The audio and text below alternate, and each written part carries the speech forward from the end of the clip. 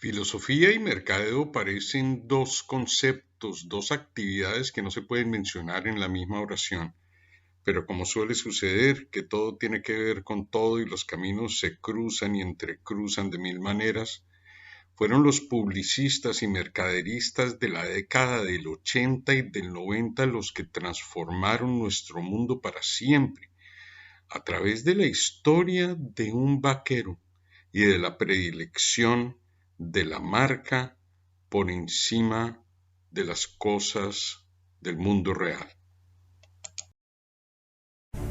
Esta es la vida examinada. Fragmentos de la vida observados, analizados y deconstruidos bajo el lente de la filosofía. Nos hacemos preguntas que seguramente también te haces y otros han intentado responderlas o quizás enredarlas más. Somos un grupo de conversadores casuales sacándole radiografías a la vida. Porque como bien lo decía Sócrates, una vida que no se examina no merece ser vivida. Hola, bienvenidos al segundo capítulo de La Vida Examinada. Yo soy Alejandro y hoy estamos con Angélica, Andrés y Roberto. Bueno, hoy les voy a contar una historia de un vaquero. Esta historia es en efecto, un vaquero que muchos recordarán, algunos conocerán por referencia, y se trata del hombre Marlboro. La Philip Morris había hecho esta campaña desde 1954, la campaña más larga y quizá la más exitosa en la historia de la publicidad, que duró hasta 1993, aproximadamente 39 años. Esta campaña, si la examinamos y pensamos en ella, tiene varios elementos que son de por sí muy interesantes y muy pertinentes para la historia de mercadeo y filosofía, de publicidad y filosofía que vamos a contar aquí hoy. Antes de seguir con lo que implicó esta historia y lo que es, entremos un poquito en la historia. Ven al sabor. Ven al mundo Marlboro. Yo recuerdo en los años 70 que yo era un chico, en las ciudades se veían enormes vallas publicitarias en las que el hombre Marlboro, este vaquero, exhalaba letales bocanadas de humo, a veces en anillos redondos. Esto hoy en día no se podría hacer, pero en su momento era muy atractivo. Y la campaña del hombre Marlboro vendía una idea que me parece crucial y muy interesante comentar y analizar acá. Como muchas de las experiencias norteamericanas, narraba lo que yo llamo el hito fundacional de Estados Unidos, el regresar a la naturaleza, el dominar una naturaleza. El hombre Marlboro no era un personaje cancerígeno encerrado en una oficina fumando, era un vaquero recio que al final del día se recompensaba con un cigarrillo y pertenecía a todos estos espacios abiertos y libres. Vamos empezando a plantear una idea que quiero desarrollar acá, donde en el mercadeo y en la publicidad que comienza desde los 90, ¿dónde está el mundo real? La idea que vamos a manejar acá la menciono desde el comienzo. El mundo real parece haberse desplazado de lugar. Nos hemos corrido un poco en lo que consideramos real y lo que no. A pesar de ello, permítanme hacer un pequeño paréntesis y regresamos a la historia del hombre Marlboro y del vaquero que vamos a comentar hoy. A pesar de ello, las grandes compañías como Philip Morris habían llegado a la década del 90 en una profunda crisis en muchos sentidos, incluyendo los golpes económicos de la década del 80. Y en 1993, un hito que tiene una fecha propia en la historia del mercadeo y la publicidad. El 2 de abril de 1993, Philip Morris tomó una decisión crucial que cambió el mundo para siempre. Philip Morris decidió pararle menos bolas a la marca Marlboro y vender cigarrillos más baratos. La idea obviamente era incentivar las ventas.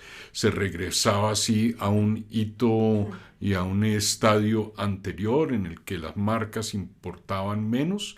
Había lo que los publicistas llaman una ceguera para las marcas. Y en este regreso de la Philip Morris, o en este intento de la Philip Morris, el mundo de la publicidad y el mundo del mercadeo tuvo una especie de caída. No solo cayeron las acciones de Philip Morris a partir de este momento de abril del 93, cayeron las de Coca-Cola, cayeron las de Procter & Gamble, cayeron las de la mostaza Heinz. Y esto desató una crisis. Inmediatamente el mundo de los publicistas reaccionó y convenció a la Philip Morris de que lejos de gastar o de dejar de invertir, dinero en publicidad, gastara un poco más de dinero en publicidad. ¿Cuáles eran las razones? Las razones empiezan a ser muy pertinentes desde el punto de vista filosófico. Muchos de ustedes se preguntarán, ¿pero qué tiene esta historia que ver con la filosofía? Tiene todo lo que ustedes se imaginen que ver con la filosofía y ya lo entenderán. Y estos publicistas le recordaron a la Philip Morris básicamente que la campaña del hombre Marlboro no solo había sido exitosa como campaña de publicidad, ella misma resultó ser rentable, ella misma resultó ser redituable. Es decir, hizo que la compañía como campaña ganara enormes sumas de dinero. Unos años antes, 5 años antes, la Philip Morris había comprado una enorme compañía de alimentos que algunos de ustedes recordarán, que se llamaba Kraft, en 1988, por la asombrosa suma en ese momento de $12.600 millones. Esta compra, increíblemente, hizo que Kraft se valorizara. Si Philip Morris se interesaba en esta compañía, el hecho de comprarla hizo que la compañía misma valiera más. Aquí viene el núcleo central de nuestra historia. La década del 90 empieza con un gran interés por las marcas. Pero a partir de este momento, yo diría que viene la pauta filosófica, y es que el mundo se invierte. Ahora es más importante la marca que el producto. Es más importante crear significado de marca que el acto de producción. Los grandes publicistas de la década del 90 lo dijeron muy claramente: productos no, marketing sí. Este es un momento en la historia que es muy relevante para nosotros y para nuestros intereses filosóficos. ¿No nos dimos cuenta? De alguna manera aquí el mundo dio un giro. Lo prioritario era lo abstracto y lo general de la marca, lo difuso de la marca, y los objetos pasaron a ser representaciones tridimensionales de la marca. Muy bien, a mí me parece que este momento introduce un tema de gran interés filosófico. ¿Por qué? Nosotros vivimos en un mundo que es heredero de este mundo de los 90. Cada vez nos interesa más lo abstracto. Cada época ha tenido un interés por lo abstracto. Dice Sartre, son los seres humanos los que traemos la nada al mundo. Y en nuestra época, esa nada que trajimos al mundo nace en este momento de la prevalencia de las marcas. Si ustedes comparan esto con otras épocas, no es en esencia distinto. En la Edad Media, esa nada era el espíritu vacío de Dios que estaba en los templos y en las iglesias. En la época de la Ilustración, el sujeto, lo más verdadero y lo más real que debe poder acompañar todas nuestras representaciones, como dice Kant, esto que no podemos poner en duda en términos de Descartes. Para nosotros, la nada llega al mundo a través de la enorme prevalencia de la marca que comienza en la década del 90. Imagínenlo por un momento. Ahora lo real es la marca y los objetos son representaciones tridimensionales de una marca. Invertimos el mundo. Roberto, pues nada, primero muchas gracias por esa introducción tan nutrida.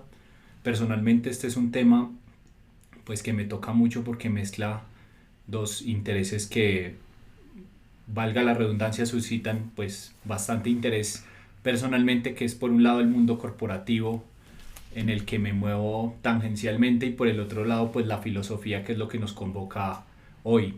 Ahí, Roberto, quería preguntarte si esta personalización de las marcas que mencionas, que roza de alguna manera con un concepto un poco marxista que es el fetichismo de la mercancía, ¿esto a la luz de la filosofía es problemático o con qué lente lo podemos analizar? Muy bien, muy buena pregunta, Alejo, porque en efecto lo que vemos es una idea central que me gustaría manejar y tocar con ustedes en este episodio, es que el capitalismo pareciera la doctrina económica centrada en lo concreto, en el dinero. Los valores parecen resultado de las transacciones comerciales, pero resulta que el capitalismo está basado en gran medida en lo abstracto. Esto lo entendieron muy bien los primeros pensadores, padres, abuelos del capitalismo, como John Locke. John Locke entendió muy bien una cosa, y es que el capitalismo está basado, y la posibilidad de acumulación de capital está basado en la creación de una entidad netamente abstracta, que es el dinero.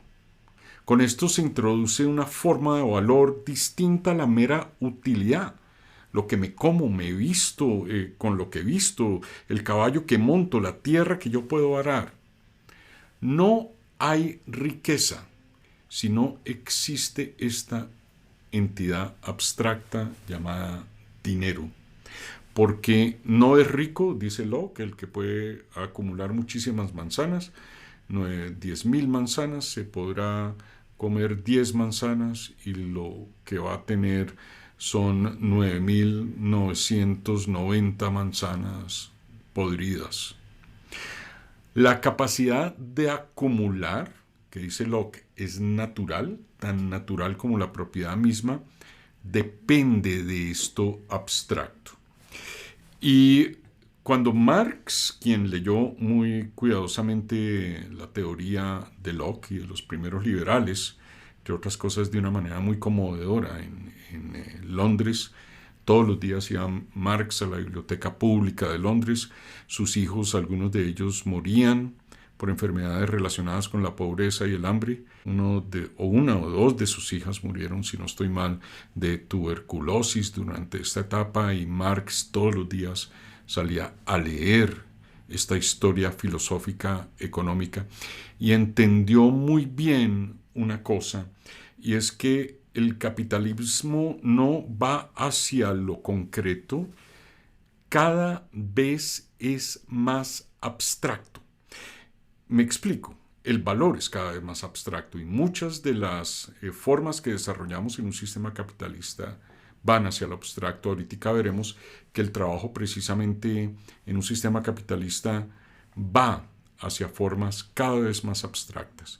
Cuando promueven a alguien en su cargo, lo sacan de labores productivas de transformación de la naturaleza y lo ponen cada vez más en labores administrativas. Decíamos lo que Chomsky llama el management class, hasta que eventualmente se llega a las cabezas corporativas que prácticamente lo único que exhiben es actitud.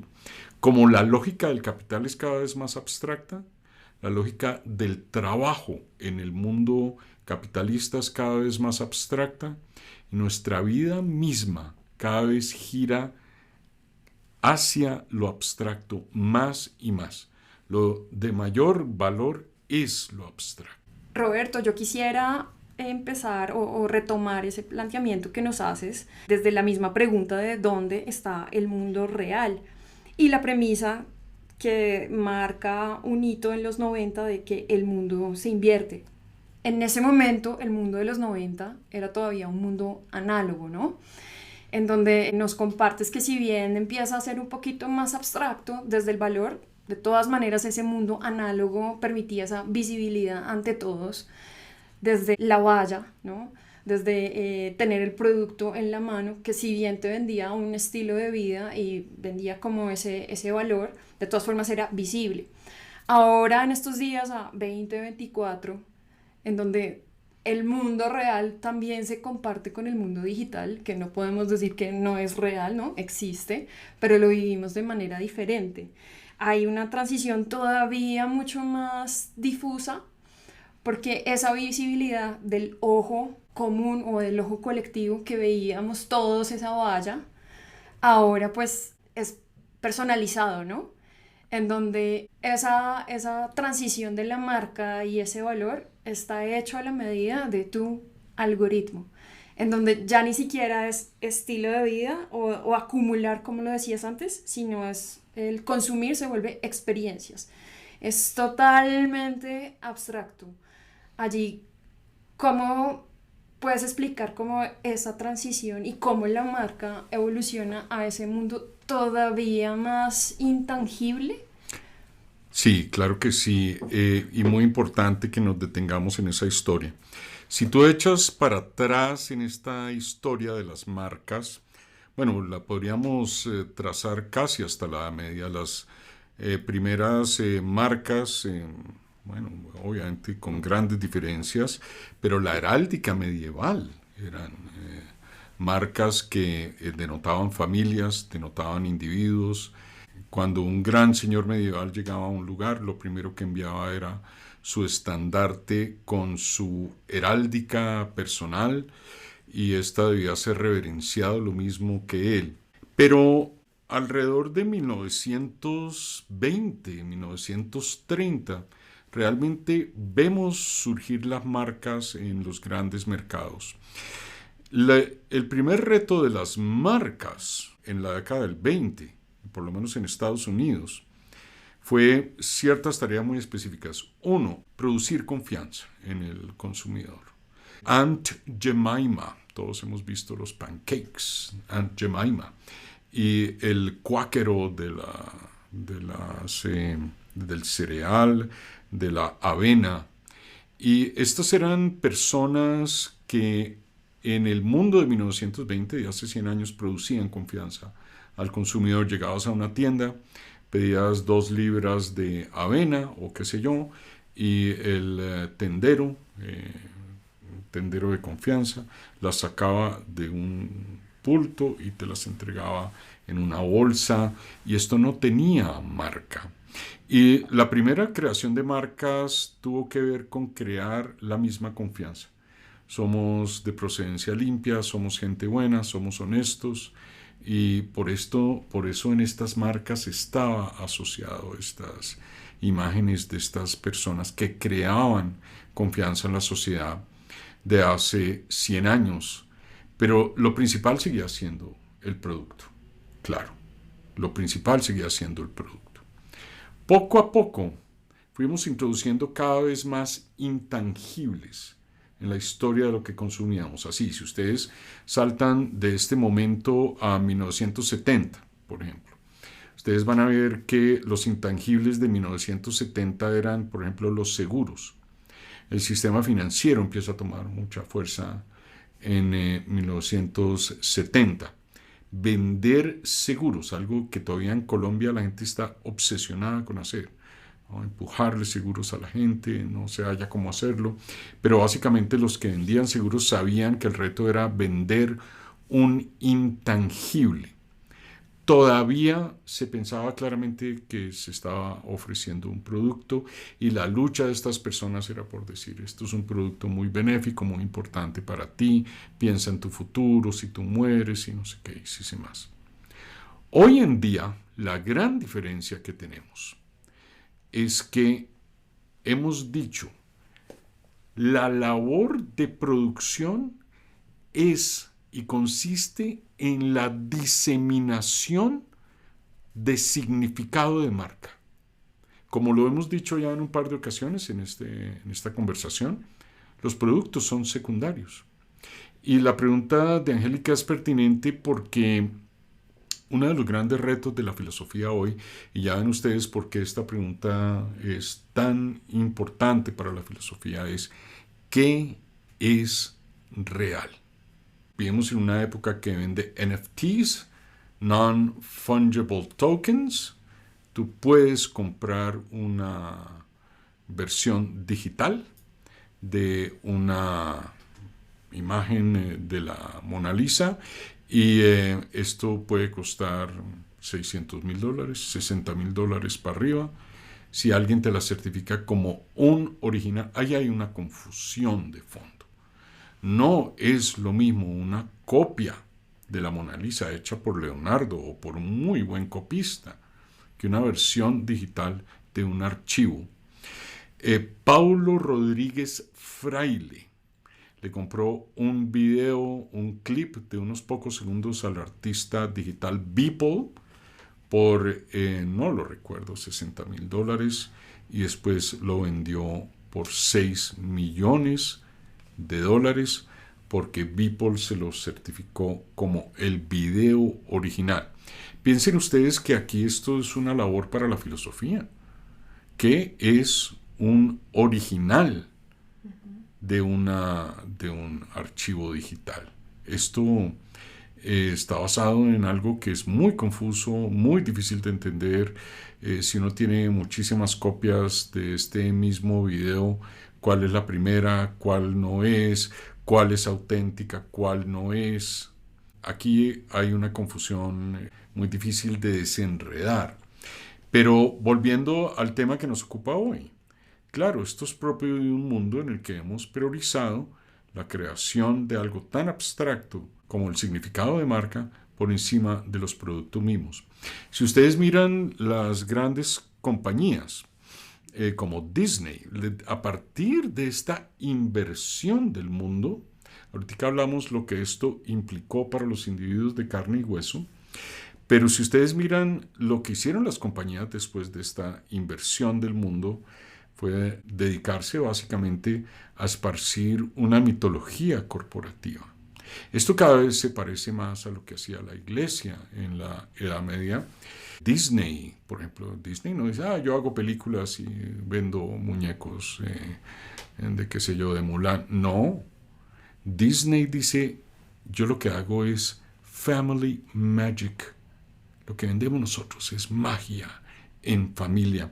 Ustedes miran otras corporaciones, por ejemplo, de Blue Jeans, Diesel Jeans, fue el primero que empezó a hablar. Nosotros lo que vendemos es un estilo de vida, nosotros no vendemos Blue Jeans. Swatch dijo, no, nosotros lo que vendemos, nuestro negocio es la idea del tiempo, no es construir relojes. La construcción de relojes es totalmente secundario.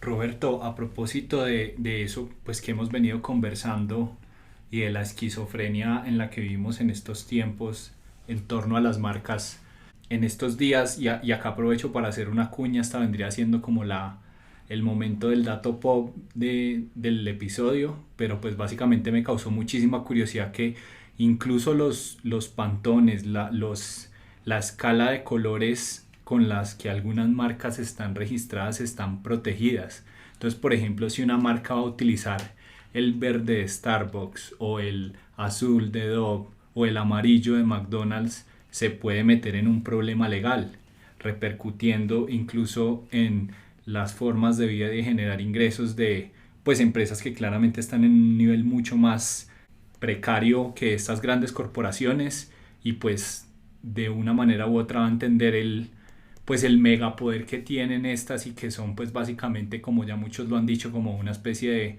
el nuevo emperador. Sí, en efecto, Alejo, la difusión de esto implicó, como decíamos ahora, que las compañías dejaran de producir objetos, cosas, o esto se encargara la producción a otros lados, y como hemos dicho varias veces, a dedicarse a la difusión de su marca. Pero esto lo han hecho de las formas más diversas y, en mi opinión, más disparatadas. Uno, tomándose el espacio público, ¿no? Uno es común, va uno a otros países, las bancas de los parques, eso es un espacio publicitario para los abogados, para otro tipo de compañías. Barbie en algún momento en Inglaterra pintó un pueblo entero o parte del pueblo de rosado. Y Pepsi en algún momento pensaba proyectar su logo sobre la luna por medio de un rayo láser. No solo nos hemos tomado el espacio público, las compañías se han tomado el espacio público. En este juego loco del acto de diseminación de su marca, ha pretendido, como tú dices, patentar cosas que no son patentables, ¿no? Los colores, también seres vivos. Las semillas. Las semillas. En Estados Unidos, General Electric patentó un microorganismo viviente. Un científico de origen de la India, Dr. Chakrabarty, con General Electric, patentó un pequeño microorganismo que se comía los derrames de petróleo, y son dueños de este microorganismo. Esto es una locura, si ustedes lo piensan, es como patentar el sol. Y estamos muy cerca a ello, ¿no? El intento de los chinos, o el intento exitoso, de los chinos de llegar a la luna, va a traer qué cantidad de patentes, y probablemente la tentación enorme de patentar el lado oscuro de la luna. O por ejemplo, Roberto, los problemas de salud pública que se desatan a partir del patentar medicamentos, y lo que hacen pues las grandes corporaciones que se dedican a la industria farmacéutica. Sí, hay un ejemplo muy claro, Alejo, que es el de una compañía americana que se llama Myriad. Myriad encontró el gen BRCA1 y BRCA2, lo aisló.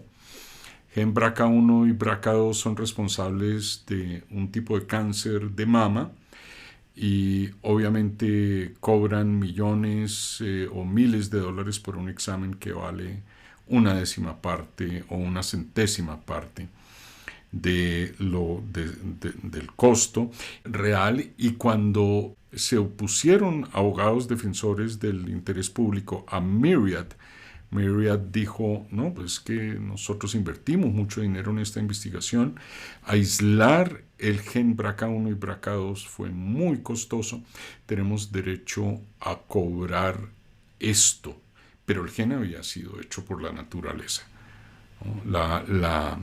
Las patentes no recompensan trabajo, esfuerzo, recompensan creación original. Entonces, si yo hago un bate con la madera de un árbol, ¿puedo patentar el árbol? Obviamente no, puedo patentar la forma del bate y otras cosas. Sí, Roberto, me gustaría volver al tema, a uno de los temas centrales que tocas, y es las marcas, la predominancia de la marca sobre el producto, o incluso podríamos pensar cuando la marca se convierte en un producto, o cuando la frontera entre producto y marca se vuelve muy difusa. Sí, es algo que a mí particularmente a nivel personal me ha llamado mucho la atención, y también conecto con una cosa que estabas contando ahorita, y es cómo a medida que íbamos avanzando en el tiempo, ya las empresas empezaban a darse cuenta que necesitaban realmente crear una conciencia de marca y realmente vender como tal una marca. Ahorita mientras tú contabas esa historia, yo hacía un ejercicio, estaba googleando en mi celular, ropa antigua Armani, ¿sí? Ropa antigua Chanel o Burberry, lo que sea, ¿sí? Estas marcas que todos hemos conocido hace mucho tiempo, y todas las imágenes que aparecen, en ningún lado sale el letrero que diga Armani, en ningún lado sale el logo, ¿sí? Ahora lo comparamos con hoy en día, o sea, esto estoy hablando de ropa de cuando Armani hacía ropa hace, no sé, 40 años, 30 años. Ahora comparémoslo con hoy. Si no tiene un letrero gigante que dice Armani o Emporio y que tiene esa aguilita distintiva, ¿sí? No, la gente no lo percibe de pronto tan valioso, como que al final se convierte a sí mismo. O sea, ya no es que yo tengo una camiseta que tiene además un producto impreso, ¿sí? Que es un logo, ¿sí? Pensaba también en marcas como Nike, que a partir del éxito tan brutal que tuvieron con Michael Jordan en su época, crearon toda una marca que seguramente son los mismos tenis que producen para básquetbol, pero ahora le ponen un logo, ya ni siquiera le ponen el logo de Nike, le ponen el logo de Jordan, y así mismo crearon otra marca hija que al final les trae otra fuente de ingresos, como si fuera otra empresa, pero siendo al final la misma. Es el mismo producto enmascarado bajo otra marca. Entonces pensaba mucho como cuando ya llegas a un punto como empresa en la que tal vez ya cuánto más puedes mejorar tu producto. También está la historia de el cambio tecnológico entre el iPhone 1 y 2, 2 y 3, 3 y 4, eran saltos muy grandes. Y a partir creo que como del 10 en adelante, ya el salto en tecnología es mínimo, ¿sí? Es más un tema ya de apariencia, ¿no? Marca, experiencia, ¿sí? Entonces me preguntaba si la filosofía se ha preguntado sobre esa obsesión que tenemos con la marca, como ahora, en estos tiempos de ahora, si hay filósofos que se han preguntado, personas que se hayan preguntado por qué esa obsesión con la marca. Las grandes empresas, en efecto, no solo van cada vez más hacia lo abstracto. De hecho, piensa lo complejo que se vuelve, y de nuevo, un tema casi que para nosotros los filósofos, lo complejo que se vuelve cuando la compañía está centrada no hay ni siquiera un objeto que se produce de manera secundaria, las zapatillas Nike, sino que es Meta, por ejemplo. ¿Qué produce Meta? Meta, de nuevo, productos, valga la redundancia, abstractos. Pero en estas compañías opera la misma lógica. La lógica de que su acto de producción es la diseminación de la marca. Las compañías entendieron muy bien una cosa. Si se hace este trabajo lo suficientemente bien, se podrá poner esta marca en cualquier producto y la gente lo consumirá, independientemente de su calidad, de lo pertinente que sea y demás. Mencionábamos en alguna conversación entre nosotros hace un tiempo Ferrari ha hecho tan bien su acto de diseminación de la marca con este caballo amarillo galopante, que la gente se lo pone un sticker de Ferrari a otros carros. Es realmente impactante. McDonald's, la marca genera casi que dispara un circuito automático en los niños. Yo les contaba alguna vez la historia de mi hija que no comía manzanas. Yo me robaba del McDonald's las cajitas donde ponen las papas y metía manzanas. Decía que era una manzana de McDonald's y se la comía. La enorme poder que tienen las marcas sobre nosotros es impresionante. Y claro que sí, hay filósofos que han reflexionado sobre esto. Noam Chomsky ha reflexionado sobre ello. Bueno, no directamente de la filosofía, no todas las fuentes que manejamos aquí son filosóficas, pero el libro en que me baso en gran medida para estas ideas y en que las aprendí es el de Naomi Klein, esta escritora canadiense, que se llama No Logo, un estudio completísimo y profundísimo de la influencia de las marcas y las grandes corporaciones en nuestras vidas, pero cada vez nuestra vida es más abstracta por esto en gran medida. Yo no estoy diciendo que sea la única época en que vivamos estas existencias centradas en lo abstracto, pero esta es la forma de nuestra abstracción. No es solo Dios en las iglesias, no es solo el sistema financiero, son las marcas, la forma de nuestro vacío, si ustedes quieren. Roberto, conectando un poquito lo que dices y lo que menciona Andrés anteriormente, hay algo bien importante de las marcas y es la vitrina, ¿no? ¿Dónde se exhibe? Andrés hablaba de la ropa, del logo, tú hablabas de pues cómo penetra, digamos, en ese mindset o en esa mentalidad de la gente, pero ahora pienso que todavía es mucho más agresivo, ¿no? La vitrina ahora eres tú. Ni siquiera algo que llevas puesto, sino como advocate o abogado de la marca, en donde es tu testimonio. Por supuesto, antes estaba el voz a voz, ¿no? Pero, ¿qué piensas como de esa invasión y esa agresividad en donde, por diferenciarse, la marca quiere penetrar hasta cuál es el límite de la marca, ¿no? ¿Hasta dónde puede llegar? Él piensa, Angélica, en no solo la vitrina de vidrio, piensa en la vitrina digital, Clarísimo, en la sí. compra digital. Las personas que organizan las grandes compañías que saben vender digitalmente, algunas pequeñas también lo saben hacer, saben que no, en realidad, de nuevo, esta idea que hemos dicho aquí varias veces, no estamos vendiendo productos, estamos vendiendo algo más abstracto. Demos un paso más con base en tu pregunta. En últimas, ¿qué es lo que vende una red social? Que también son marcas, Instagram, TikTok, qué sé yo, Facebook, LinkedIn. Lo que está siendo vendido eres tú. ¿Y quién lo está vendiendo? Tú mismo. Comparen esto. Esto tiene una historia muy interesante también.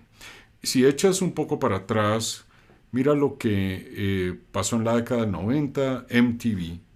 MTV era en su momento una propuesta fresca, joven, una cultura juvenil, en donde fue tan exitoso el canal que las mismas personas jóvenes lo ofrecían a otros, lo mercadeaban un poco a otros y básicamente el canal le daba a la gente lo que el canal creía que la gente joven quería y la mayor parte del tiempo acertaban. Todo este aparato de producción, lo que creamos tecnológicamente son instrumentos en los que estos aparatos de producción los tiene cada uno. Y hacemos el mercadeo de nosotros mismos. Y somos nosotros los que estamos siendo vendidos. No digo esto como una metáfora.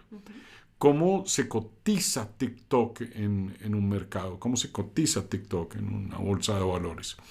Por el tiempo promedio que pasa un joven entregándole lo que la gente rica llama tiempo de calidad. El joven de clase media y de clase baja se lo entrega a TikTok. Y esto es lo que cotiza una acción de TikTok. Roberto, voy a hacer un paréntesis acá entre nos, voy a sugerir un cierre, pero si quieren seguimos. Roberto, acá ya de pronto cerrando un poco y reuniendo las ideas de las que venimos hablando, pensando por ejemplo en los problemas que desembocan fenómenos como las patentes, la esquizofrenia en la que vivimos, la personalización y despersonalización devenidas pues de las marcas. Tengo una pregunta final y es ¿qué solución o qué soluciones propone la filosofía, si es que lo hace, o cuál es la postura o las posturas que ha tomado la filosofía? ¿Qué nos tienes para comentar ahí? Bueno, yo no sé la filosofía y bueno, no digamos que es una pregunta final porque podemos seguir reflexionando acá, pero te doy unas ideas mías y claro, probablemente las encuentre uno también en otros pensadores, pero yo creo que uno de los temas más preocupantes aquí es cuando las personas, como decíamos ahorita, se empiezan a concebir a sí mismas como marcas. Yo soy mi marca y tengo que difundir mi marca. Y las personas empiezan a concebir como empresas. De hecho, Byung-Chul Han dice el tatuaje es una especie de auto-branding. Se vuelve muy preocupante porque estas mitologías corporativas no están hechas para comprendernos a nosotros mismos, para revelar nuestra interioridad, para que tengamos mejores vidas. Están hechas para vender. Nike, por ejemplo, en alguna época su logo era Just Do It, ¿no? Mark Zuckerberg, muévete rápido y rompe cosas. ¿Qué tal que nosotros lleváramos nuestra vida de acuerdo a estos principios? Pero la corporación no te dice en ningún momento, no, mira, estos son logos y lemas para las ventas. Se vuelven estandartes de vida. Una de las grandes luchas que tenemos las personas de carne y hueso hoy es demostrarle al mundo que no somos corporaciones. No, los individuos no somos corporaciones. Y perdemos mucho cuando tenemos que defender esto. Yo últimamente, Alejo, estoy saliendo del closet como persona natural, porque en todas partes pareciera que te insisten en que eres una compañía, dame tu NIT y no sé qué, y si sé más, y cuál es tu cámara de comercio. No, todos nacimos individuos de carne y hueso. Si vamos al siglo XIX, ¿qué nos vendió el siglo XIX? Esta especie de vacío. En lugar de, mientras que la guerra civil americana le había costado la vida a miles de personas y estas vidas cobradas se tradujeron en derechos para las personas, los jueces y los abogados, con movimientos de la pluma sobre el papel, borraron estos derechos y nos pusieron de cara a gigantes corporativos que compiten con nosotros en el mercado, que son inapelables, ¿sí? Cuando tú te quejas ante una gran compañía, realmente no tienes nada que hacer. Tú haces un contrato entre tu persona y esa gran compañía, pero la otra parte es inapelable, porque no se compara el poder de ella con el tuyo. Y ahí tenemos temas que son muy interesantes y muy importantes. Hay filósofos que lo han abordado, como Michael Sandel, por ejemplo, que realmente se ha metido en estos temas y que yo recomiendo muchísimo. Sí, y me gustaría entrar un poco en esa parte anecdótica, si se quiere, que creo que también es muy importante porque, como decimos, o sea, estamos hablando de temas que atraviesan nuestras vidas y me gustaría que la audiencia, pues, de pronto también conectara como con ciertas anécdotas que uno tal vez pasa por alto en su vida, en lo rápido que va la vida, pero cuando uno trae estos temas a la mesa empiezan como a conectar.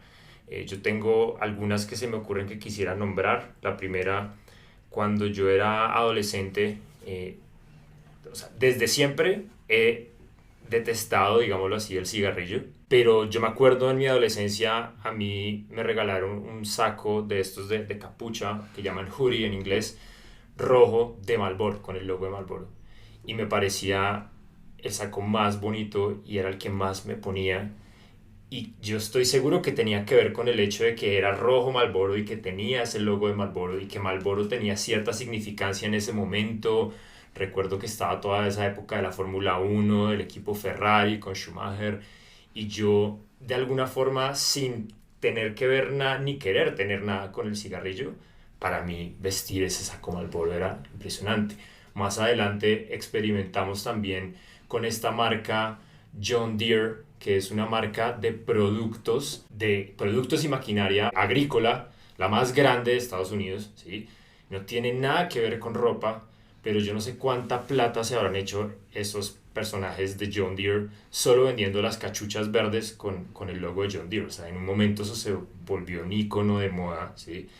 Y ahora lleguemos a esta época de estos últimos años, lo famosos que se han vuelto ahora las colaboraciones, ¿no? Entre artistas, entre empresas, ¿verdad? Entonces, McDonald's hace una colaboración con Jorge Rauch para sacar algún tipo de hamburguesa, o Imusa hace una colaboración con Jorge Rauch para sacar un tipo de sartenes que seguramente es la misma hamburguesa o el mismo sartén que siempre han producido, pero tiene esa marca distintiva de Rausch que hace que la gente se sienta atraída, o colaboraciones entre artistas, que no soy muy bueno para recordarlas, pero sé que todos los que están acá, y si alguno de ustedes tiene una así como que se le venga a la cabeza, pero muy famosas entre artistas de reggaetón, o de reggaetón con pop, o de rap con pop, ¿sí? O de rock con pop.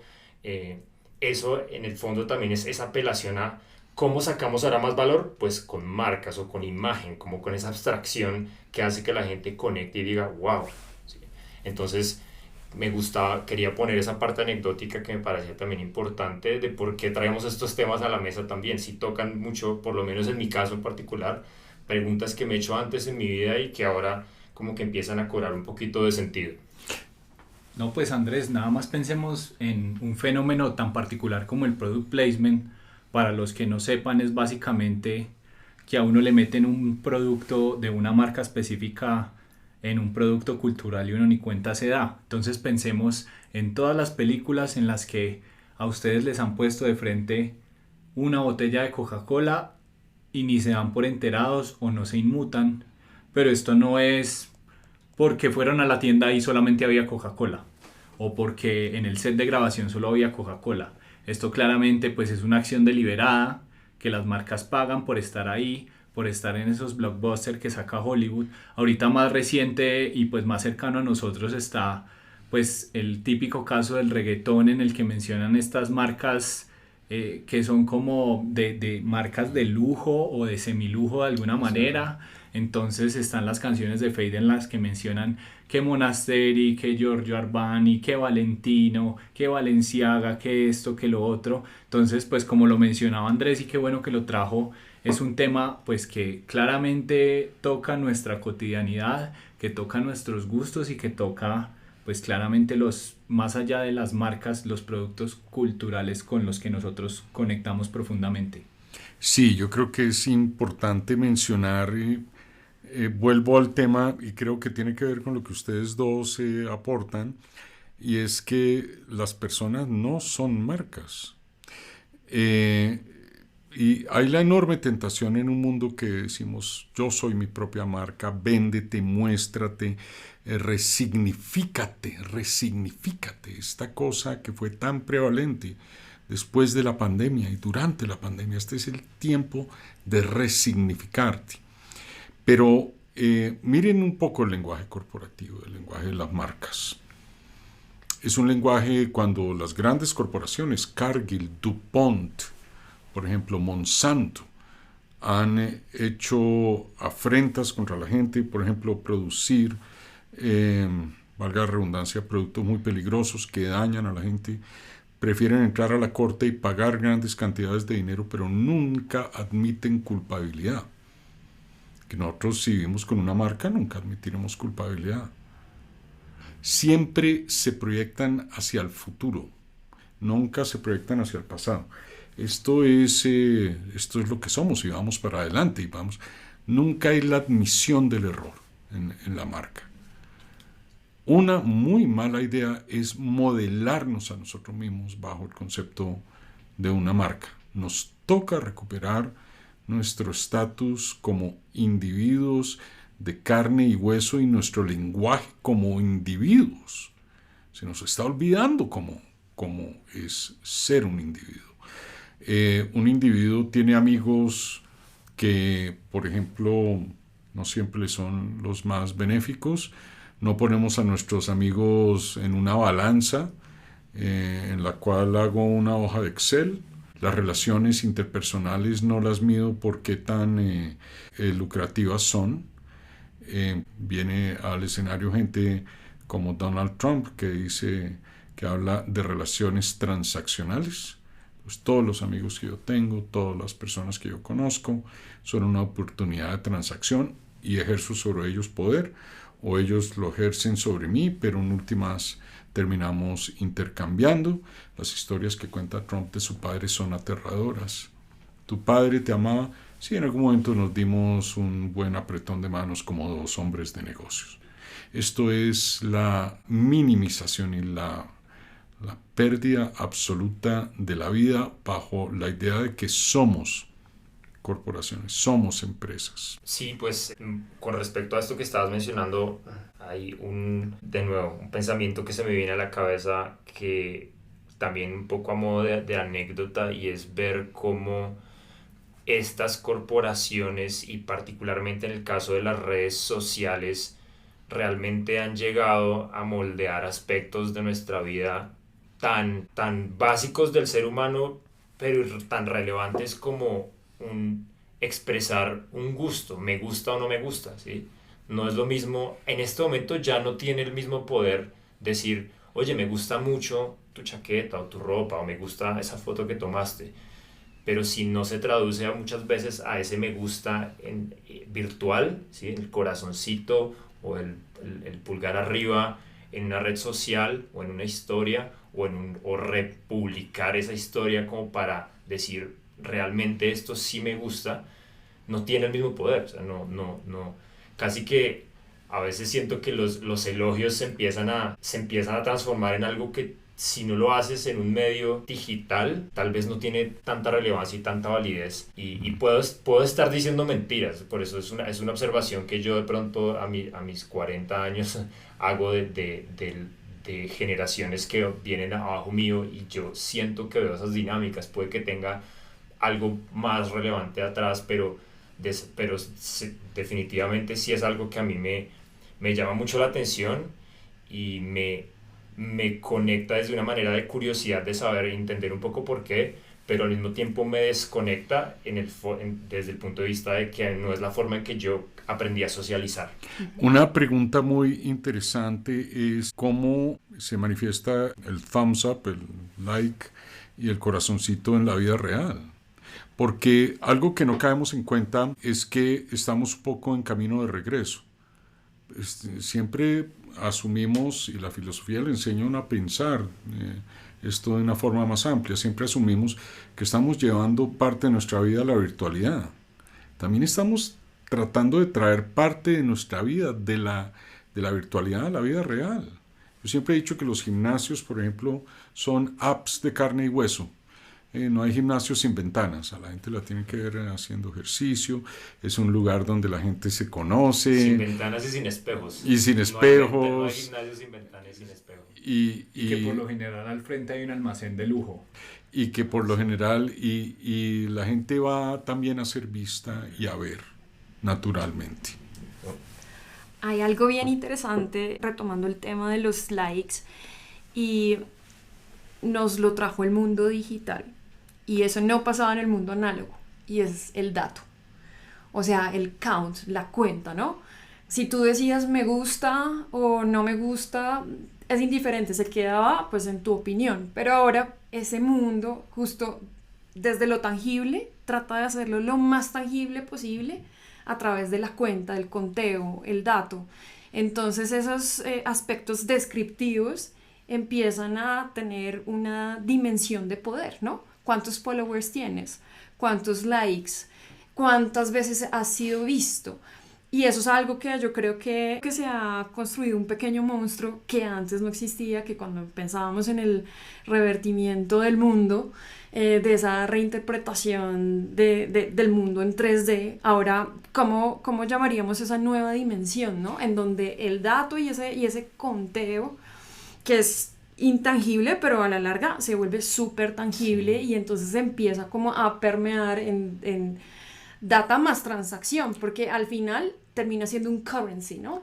Una moneda de cambio y de valor, en donde es el dato el que representa ese valor abstracto, y ese algo difuso del estilo de vida, pues sí se contea y sí se vuelve más tangible, como una moneda que pues no está en nuestras manos, pero es muy visible. Fíjate que este es otro aspecto en el cual estamos de regreso también de la virtualidad al mundo real. El dato no solo existe ahí en la pantalla, no solo existe en tu red social. Existe el smartwatch, y tú vives todo el día pendiente de tu ritmo cardíaco, de cuántos pasos diste para llegar de la oficina a la casa. Me declaro culpable. De cuánto es calorías, etc. Y la pregunta ahí no es lo enviciador que puede hacer esta pantallita. La pregunta es cuánto dice si tú incluso sacas la gráfica de cómo se aceleró y se desaceleró mi ritmo cardíaco, qué sé yo. ¿Cuántos pasos diste? ¿Cuántos pasos diste? ¿Qué dice esto de ti? Y tú podrás poner juntos todos estos datos y probablemente no revele mucho que sea significativo y de fondo, porque no somos, de nuevo, una hoja de Excel. Pero fíjense que esto que menciona Angélica me parece supremamente interesante, porque esto en últimas literalmente se convierte en una divisa y en una moneda de cambio, porque construir en una audiencia en últimas pues ha creado un mercado inmenso que ha tomado una relevancia increíble en los últimos 10 años, que es pues el mercado de los influencers y los creadores de contenido.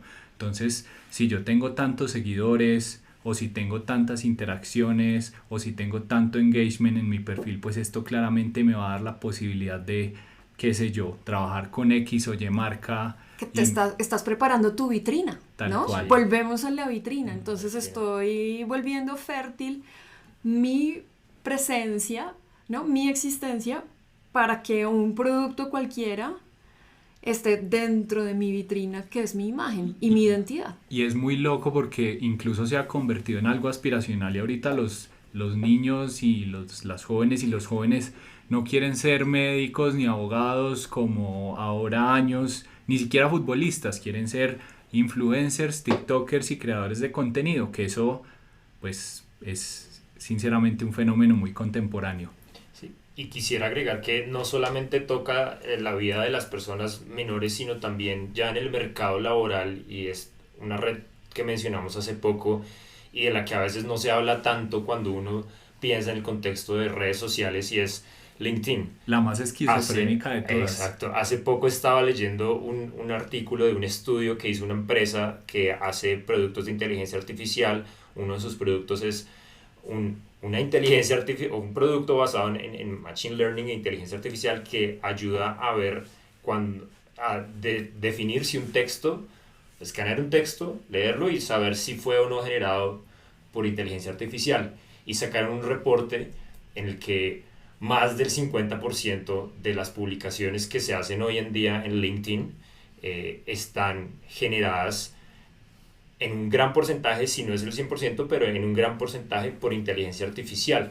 Entonces, estamos hablando de que las personas que están en esta red social, y conectando con lo que decía Angélica, están creando y puliendo esa vitrina con todas las herramientas disponibles, y la inteligencia artificial se está convirtiendo también en una herramienta muy poderosa para poder pulir más todavía esa vitrina y poder realmente hacer una venta de lo que tú, de esa idea abstracta de lo que yo soy, que al final me puede conseguir un trabajo o un sponsorship o alguna cosa, un patrocinio, alguna cosa. Y es muy loco porque, o sea, voy a caer en el absurdo, pero uno ve cosas casi idénticas a las que le voy a decir.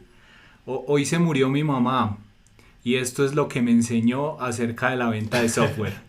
Sí. o ejemplos así por el estilo.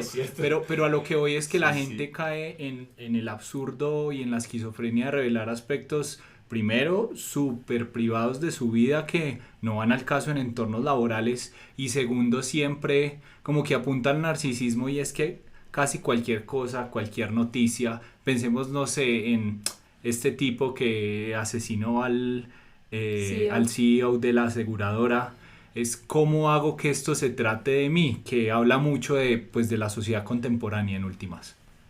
¿Y dónde queda el mundo real? Esa es la pregunta.